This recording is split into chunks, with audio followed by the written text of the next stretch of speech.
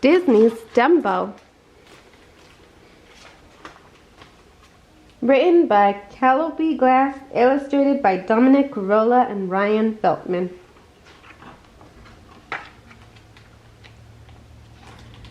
Once upon a time, a ragged little circus rolled into a ragged little town. The circus folk unpacked their gear and got to work. The cheerful racket echoed as they stripped tents went up.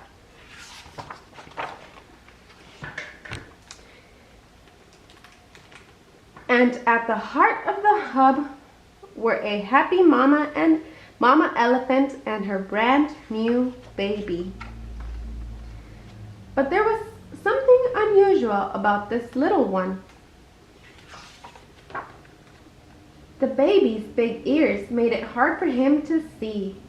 The circus children, Millie and Joe, tried to teach him to blow his ears off his face, but the little elephant accidentally snorted a feather right into his trunk. Ah, ah, achoo! Into the air he sailed, and for a moment it almost looked as though he were flying, but then down to the ground he tumbled. Soon the baby appeared in the circus. For the very first time, out he went with his giant ears hidden.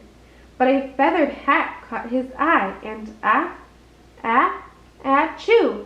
Everyone can see the little elephant's giant ears. Dumbo, Dumbo, the crowd chanted, laughing. They began to throw things at the poor little creature. Dumbo's mama rushed in to save her baby, and in all the panic the circus tent gave out. The tent was ruined, the stands were ruined, the circus was nearly ruined, and Dumbo's mama was locked up. The next day, Dumbo's mama was taken away.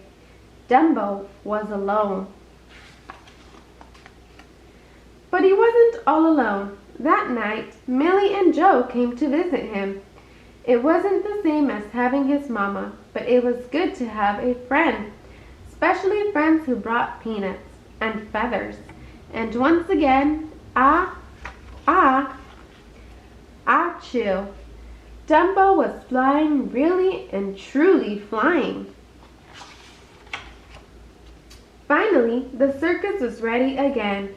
The tent was patched, the bleachers were rebuilt, and Dumbo was about to make history. Maybe if he became a circus star, he could get his mama back. Clutching his feather, Dumbo soared through the tent, and just like that, he was a star. Soon, Dumbo's ragged little circus was just as famous as he was. Too famous for a ragged little town, at least according to the big-time circus man V.A. Vandiver. Before Dumbo and the children knew it, the ragged little circus had been bought by the big-time circus man, and they were off to New York to Dreamland. The new tent was bigger, the new crowds were bigger, and the new city was much bigger. It made Dumbo feel even smaller. He gave a frightened little cry. And out in the night, someone heard that cry. Someone who recognized it. Someone who cried back, "Mama!" Dumbo's mama was also in Dreamland, but locked up tight, and yet, even though the thick bars, Dumbo felt her love warming him. Vandiver refused to let Dumbo's mama go.